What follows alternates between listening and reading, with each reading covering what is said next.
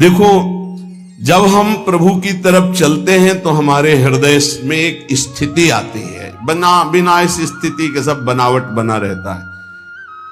जैसे कंजूस धन का रात दिन चिंतन करता है, कामी पुरुष कामिनी का चिंतन करता है, ऐसे सत्संगी भजन का चिंतन करता है। महत्व बुद्धि भजन में पैदा हो जाती है और भजन स्थिति लाता है। श्री चरण दास जी करे, जीवित मरि जाए उलट आप में समाए, कहीं नहीं जाए मन शुद्ध दिलगीरी है। जीवित मर जाए, बहुत अच्छी स्थिति है, बहुत अच्छी। जैसे मुर्दे में कोई कामना नहीं होती, मुर्दे को मान अपमान नहीं लगता, ऐसे जीवित होते हुए उस महापुरुष की स्थिति होती है। जीवित मर जाए उलट आप में समाए, कहीं नहीं जाए मन शुद्ध दिलगीरी है। करे विपिन वास इंद्री जीत, तजय भूख प्यास, मेटे पर आस, खास पूरन सबूरी है। स्थिति का वर्णन कर रहे हैं। जीवित मर जाए, अंतःकरण धर्म का लय हो जाना। जैसे हम बहुत सरल भाव में एक पद गा के बताते रहते हैं कि जो देह भाव से अतीत महापुरुष होते हैं, उनकी एक अलौकिक स्थिति होती है। मन मार्या तन बस में कीन्हा, हुआ भरम सब दूर, बाहर से कछु दिखत नाही, अंदर चमके नूर। आपो त्यागी जगत में बैठे, नहीं किसी से काम, उनमें तो कछु अंतर नाही, संत कहो चाहे राम। भगवत स्वरूप जीवित मर जाए उलट आप में समाए, कहीं नहीं जाए मन शुद्ध दिलगीरी है। करे विपिन वास, तन से मन से वृंदावन का आश्रय ले, भाव स्वीकार करे। इंद्री जीत है, जो 5 ज्ञानेंद्रियों से प्रेरित होकर 5 कर्मेंद्रियां भोगों में लगी, इनको उल्टा करे, अंतर्मुख करे। सर्वात्मना न विसृजित बहिरिंद्रियाणि, इंद्रियों को बहिर्मुख न छोड़ दे। तजय भूख प्यास, भगवान की इच्छा से या धर्म के द्वारा कमाए हुए धन से गृहस्थी में, विरक्त भगवान की इच्छा से आए हुए आकाश वृत्ति या माधुकरी वृत्ति से जो मिले उसी से प्राण पोषण करे। ज्यादा चटोरापन, ज्यादा जबान को छूट देने का मतलब है अपना जीवन बर्बाद करना। मेटे पर आस, दूसरे के आगे हाथ फैलाना बंद करे। खास पूरन सबूरी है। कहत कबीर सुनो भाई साधो, साहब मिलत सबूरी में, मन लाग्यो राम फकीरी में। भला बुरा सबका सुन लेबे, करी गुजरान गरीबी में। कहत कबीर सुनो भाई साधो, साहब मिलत सबूरी में। खास पूरन सबूरी है। खास स्थिति क्या है? महान संतोष है, धैर्य है, कोई चाह नहीं। परम तत्व को विचार चिंता विसारी सबे, टार मत बाद हर भजले यही अमीरी है। अमीरी क्या है? खूब नाम चकाचक जमा है, लोक परलोक में हर जगह हर सुख हर सिद्धियां चरण चूमेंगी उसके नाम जापक के। परम तत्व को विचार चिंता विसारी सबे, टार मत बाद हरि भजले अमीरी है। कहे चरण दास दीन दुनिया में पुकार, सब आसान यार पर मुश्किल फकीरी है। भगवान की भक्ति करना, भगवान के चरणों में चित्त जोड़ना, बोले बहुत कठिन है। कैसे कठिन है? पहले तो इंद्रियों के भोग आते हैं, ध्यान रखना। जब साधक फकीर बन करके, या गृहस्थी में भी फकीर होते धर्म पूर्वक, हमने देखा है किसी का एक दाना भी नहीं घर में आ सकता बेईमानी का। बहुत मेहनत की कमाई, तपस्या पूर्वक, किसान हैं, नमक रोटी खाते हैं, संतों की सेवा करते हैं, रात दिन उनके हृदय में भगवान का भरोसा है। हमने देखा, आप आश्चर्य मानोगे। एक दिन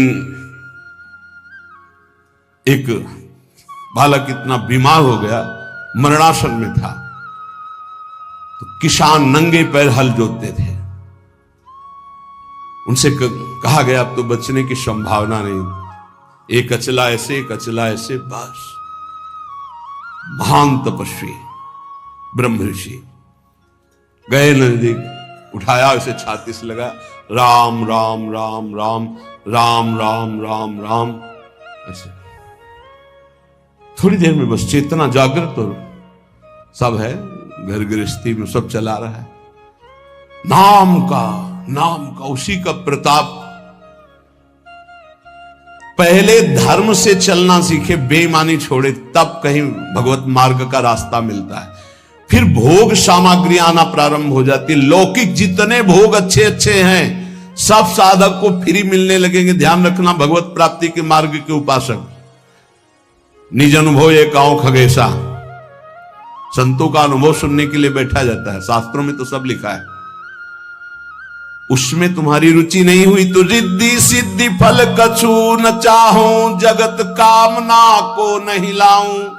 सिद्धियां आने लगेंगी, पता चल जाता है अपने को कि अपने में सिद्धि आ गई है। हम सोच रहे हैं कि ये बनना चाहिए, 2 घंटे बाद पहुंच रहे हैं वही बना मिल रहा है। ये क्यों बनाया? प्रेरणा हुई कि आज आपको ये पढ़ना। अच्छा, हम सोच रहे हैं अमुक चीज, सामने वो लिए खड़ा है आगे। ये कोई कृपा नहीं होती, ये खर्चा होता है, खर्चा। इसे कृपा मत मान लेना कि अब हम जो सोचते हैं वही हो जाता है। मिटिया मेट कर रहे हो अपने भजन साधन को, खरीद रहे हो। कुछ नहीं सोचो, फिर जो प्राप्त हो हरि इच्छा। सोचा और वो मिल गया तो अपने भजन को बेच रहे हो। ये रिद्धियां सिद्धियां जानते हो क्या है? भजन को चुराने वाली। मैं अपने आप को 4 रूपों में कर लूं, तपस्या है, भजन है, 4 रूपों में आप कर लोगे। ये देखा है बड़े महापुरुष, वो प्राय दिगंबर रहते थे, उनको नागा बाबा कहते थे। पाली तुम जानते होगे, हाँ, दिगंबर ऐसे लोगों को लगा कि कुछ ऐसे उपद्रवी लोग, तो एक वैश्या को कहा कि तुम जितने रुपए कहोगे हम चंदा लगा सब देंगे आज बाबा को। वो दिगंबर रहते थे। कमरे में बंद कर दिया उसको, आओ स्वामी जी। और वो बालकों के साथ प्राय खेलते थे, कंचा खेल रहे, गुल्ली डंडा, और दिगंबर रहते, बड़ी ऊंची स्थिति उनकी। कमरे में ले जो ही अंदर हुए सो दरवाजा बंद कर दिया। और वैश्या को सिखाया था कैसे ऐसे। वैश्या की रोने की आवाज आई, बहुत जोर की, त्राहिमाम। दरवाजा एकदम खोला कि कहीं कुछ हो गया तो केस बन जाएगा। तो देखा तो 10,000 पीली ततैया, समझते हो ना, एक होती शहद वाली मक्खी छोटी, और एक होती इतनी बड़ी पीली, और वो काट ले तो बिच्छू के डंक जैसा उसका सुझा के रख दे, 1000 ततैया लपटी होगी। और नागा बाबा नहीं, गांव में देखा गया तो 10-5 लड़कों के साथ कबड्डी खेल रहे थे। सिद्ध महापुरुष ऐसी सिद्धियां विशेष अवसर पर वो प्रयोग करते हैं महापुरुष। जैसे भरद्वाज जी के पास जब भरत जी गए तो आज तक किसी सिद्धि का प्रयोग नहीं है। सिद्धियां हाथ जोड़े खड़े, बोले आज करूंगा, क्योंकि बहुत बड़े अतिथि आए। देवराज इंद्र भी ललचा जाए, ऐसे भोगों की रचना करो और अयोध्यावासी राम जी के वियोग में सबको सुख प्रदान करो। रिद्धि सिद्धि फल कछु न चाहो। जब साधु रिद्धियां सिद्धियां भी त्याग देता है तब भगवत मार्ग में आगे बढ़ता है। और कामना मैं नहीं राखूं, रसना नाम तुम्हारो चाखूं। बस केवल नाम में लगे रहो, कोई चाह मत करना। एक बार एक बड़े संत भगवान गंगा जी में नाव से जा रहे थे, तो एक बड़े तपस्वी थे, वो पादुका पहन करके गंगा जी में चट चट ऐसे, और नाव के बगल से निकले उनके शिष्यों के साथ। जो नाव में बैठे हुए संत से, उनसे कहा क्या तुम्हारी तपस्या है? नाव में बैठकर जा रहे हो, देख रहे हो मैसेज पार हुए वो नाव से और वो पादुका से खड़ाऊ पहने हुए। बहुत लोगों ने वाह महात्मा क्या है, और वो बहुत सुलझे हुए महात्मा थे। नीचे उतरे, नाविक से कहा कितने रुपए लगते हैं? बोले 2 रुपए। बोले हम 10 हैं, उसके हिसाब से पकड़ो। हमारे 2 रुपए लगते हैं। हाँ। बोले एक आदमी के 2। महात्मा से कहा समझा, जिन भागीरथी को महादेव जी ने अपनी जटाओं पे रखा, उन पे पादुका चल के आए, तेरी सारी तपस्या नष्ट हो गई। 2 रुपए एक में हम पार होकर आए हैं, और तू पूरी तपस्या को नष्ट करके केवल प्रदर्शन दिखा दिया, तेरे पास रह क्या गया? अब उनको होश आया कि अरे, बोले जिन गंगा जी को महादेव जी अपनी जटाओं पर रखते उन पर पादुका, तपस्या का प्रभाव सब नष्ट हो गया तेरे। 2 रुपए की तेरी तपस्या, क्या किसी भी तरह का प्रदर्शन नहीं तो भगवत प्राप्ति के नजदीक पहुंच जाओगे। और कामना मैं नहीं राखूं, रसना नाम तुम्हारो चाखूं। 84 में बहु दुख पायो, ताते शरण तिहारी आयो। मुक्त होन की मन में आवे, अब आवागमन से जीव डर पावे। प्रभु अब मुझे आवागमन चक्र में नहीं फंसना, 84 लाख योनियों से मुक्त होने के लिए मैं नाम जपते हुए आपकी शरण में आया हूं। उपासक को चाहिए कि ऐसे धनी पुरुषों का संग, ऐसे भगवद विमुखों का संग न करे जिनके कारण उसके हृदय में कुछ चमत्कार दिखाने की इच्छा जागृत हो जाए। ये संग के कारण आता है, ऐसा ध्यान रखना। हमारे सिद्धांत में, भागवतिक सिद्धांत में, राज पदाधिकारी बनकर के साधु के पास जाने वालों का कभी आदर नहीं हुआ है। वीर शिवाजी भी सब कुछ छोड़ करके नंगे पैर पाग हटा करके, एक अंगरक्षक भी अंदर नहीं, बाहर केवल 2 अंगरक्षक सादी भेष में, बिना किसी अस्त्र शस्त्र के तुकाराम जी के दर्शन करने जाते। बड़े संतों के पास ऐसे, अगर कहीं राज पदाधिकारी का पदाधिकार का सम्मान किया तो आपका भागवतिक स्थिति नष्ट हो जाएगी पक्का। आज संत सभा में सम्मान उसी बात का माना जाता है कि कौन अभिनेता आता है और कौन नेता आता है, और सभा की मान्यता होती थी कौन दिगंबर परमहंस आता है, इसकी मान्यता होती थी। आज मान्यता किस बात की हो रही? कौन पदाधिकारी कितना बड़ा आता है तो वो महात्मा उतना ही बड़ा माना जाएगा। ऐसा नहीं, अगर पदाधिकारी के रूप में आकर उसका स्वागत किया गया तो दुर्भाग्य है, उस महात्मा को अपनी स्थिति में नहीं टिक सकता। पूज्य प्रातः स्मरणी परम मंगल में महाप्रभु चैतन्य देव, सार्वभौम भट्टाचार्य का नाम सुना है, अभी प्रसंगों में आया है। ये बहुत बड़े विद्वान महान भगवत भक्त थे। तो इनके परिचय में थे कटकाधिपति महाराज प्रताप रुद्रदेव जी। जब महाप्रभु चैतन्य देव का महायश सुना, धर्मात्मा थे, विद्या में बड़े प्रवीण थे, शास्त्रों का ज्ञान था और संतों पर बड़ी श्रद्धा थी, पर राज दरबार में संत आवे तब श्रद्धा थी उनकी। वो सिंहासन पर बैठे हैं, आदर करेंगे, राज दरबार में बैठो, जो लेना है लो और अपनी महिमा, जो जिस विद्या में प्रवीण हो वो दिखाओ। छोटे छोटे हजारों राजा इनके अधीन थे, प्रताप रुद्र जी के। तो अब थे तो संसार के विषय के ही।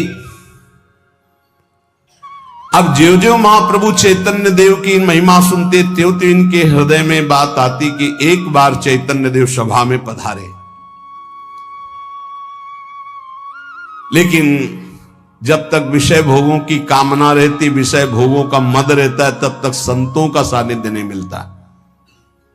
सानिध्य का तात्पर्य होता है प्रणिपातेन, दैन्य होकर उनके चरणों में बैठो, जाकर अपने पद को भुला के तो कुछ लाभ ले पाओगे। अगर पद के द्वारा, यहां परिचय इसी बात का दिया जाता है,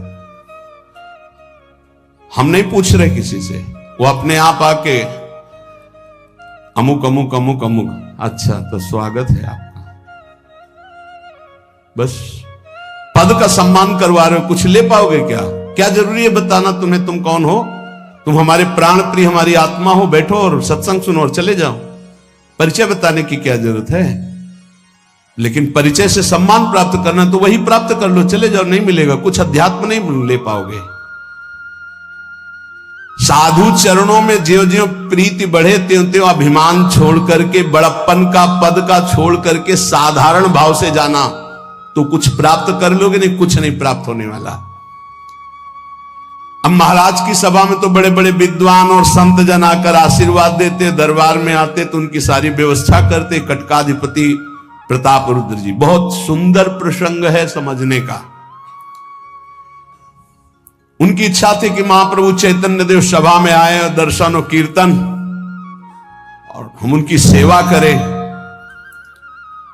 महाप्रभु को स्वादिष्ट पदार्थ से तो मतलब नहीं था, किसी भेंट पूजा से मतलब नहीं था, वाहवाही से मतलब नहीं था, तो राज दरबार क्यों जाए? इन्हीं तीन बातों के लिए जाया जाता है, स्वादन्न, असरफी, रुपया पैसा और जय जय। महाराज ने उठकर स्वागत किया।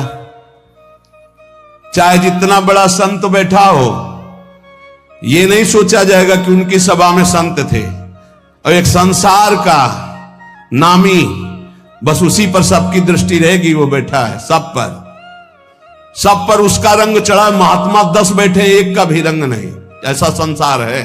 महाप्रभु तो परम वीतराग पर भगवत अनुरागी। शास्त्रों में वर्णन किया गया है राजपदाधिकारी का दर्शन निषेध। ये लगना चाहिए उनको कि हमारा दुर्भाग्य है अगर हम अपने पद का धर्म पूर्वक पालन करते हुए दैन्य होकर संत के पास जाए तो सौभाग्य। फिर वो पदाधिकारी नहीं, वो भक्त है। और पदाधिकारी की ठसक में जाए तो फिर दोनों प्रकार के देखें। बड़े अधिकारी 10 गाड़ियां बाहर खड़ी, पहले आके प्रार्थना की कि महाराज के सामने हमारा नाम, हमारा पद, हमारी प्रतिष्ठा नहीं कहोगे। जन साधारण की तरह चुपचाप बैठे, प्रणाम किया, सब चले गए। बहुत अच्छा लगा। अब एक आते हैं सब पूरा, पहले पोजीशन, फिर खड़े हो, पहले उनके सब हमू का अच्छा, फिर वो आते हैं तो बैठना तो जमीने में पड़ेगा ना। वो इंतजार करते हैं कि शायद सोफा लग जाए। अब वो क्या प्राप्त कर पाएंगे? क्या प्राप्त, किस बात का अभिमान है? इसीलिए पदाधिकारी का दर्शन भी निषेध बताया गया है बैरागी को, भगवत प्राप्ति के मार्ग में चलने वाले उपासक को। हां, यदि वो भक्ति भाव से, दैन्यता से आता है तो उसका वो फिर पदाधिकारी नहीं, वो भक्त बन करके आता है। कोई राजपद की स्थिति में या राजा के भाव में आए तो त्यागी, वैरागी, अनुरागी को कभी भी उससे संभाषण और दर्शन नहीं करना चाहिए। महाराज कटकाधिपति को क्या पता, उनको तो था ऐसे ही संत महात्मा होते हैं, आए भेंट पूजा दी, हो गाए बजाए चले गए। तो वही सोच रहे थे कि महाप्रभु चैतन्य देव आए, नृत्य करे, हरि बोल कृष्ण, और जो फिर सुविधा और सेवा। अभी तक उनको सच्चे जौहरी का परिचय ही नहीं था। सार्वभौम भट्टाचार्य को पत्र दिया कटकाधिपति ने कि चैतन्य महाप्रभु को कहो कि आए और सभा में कीर्तन करें और दर्शन दें आकर। अब महाराज का आदेश, कटकाधिपति जगन्नाथपुरी के वो राजा हैं। भट्टाचार्य जी डरते हुए चैतन्य महाप्रभु के पास गए, बोले प्रभु एक निवेदन करना चाहता हूं, आज्ञा हो और अभयदान हो तो प्रार्थना करें। प्रभु ने हंसते हुए कहा कैसी भूली सी बातें कर रहे हो, अभयदान? आप तो अपने पार्षद हो, किस बात से? हमें तो लगता है आज तक आपने जो भी कहा मेरे हित के लिए कहा है, मेरा हित होगा, बोलिए आप। भट्टाचार्य ने कहा प्रभु आपको मेरी प्रार्थना स्वीकार करनी पड़ेगी। प्रभु ने कहा वाह, ये कोई रीति है? वचनबद्ध पहले से करा लेते हो और फिर कहते हो कि प्रार्थना नहीं भाई, मानने योग्य होगी तो मानूंगा, नहीं तो ना कर दूंगा। और फिर आप ना करने वाली बात कहोगे ही, क्योंकि इतने बड़े विद्वान और